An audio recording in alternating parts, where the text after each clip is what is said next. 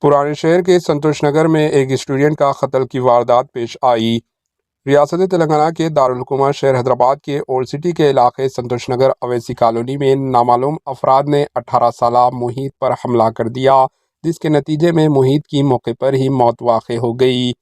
اس قتل کی وجہ معلوم نہ ہو سکی۔ پولیس موقع پر پہنچ کر لاش کو عثمانیہ مردہ خانہ منتقل کر دیا۔ کیس درج کرتے ہوئے تحقیقات شروع کر دی۔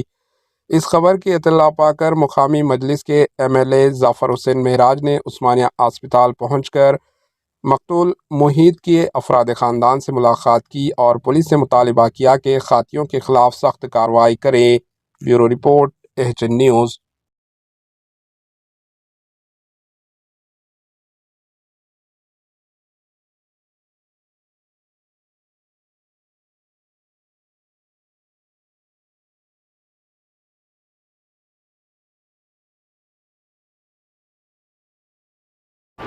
AHN نیوز کو لائک کریں، شیئر کریں اور سبسکرائب کرنا نہ بھولیں۔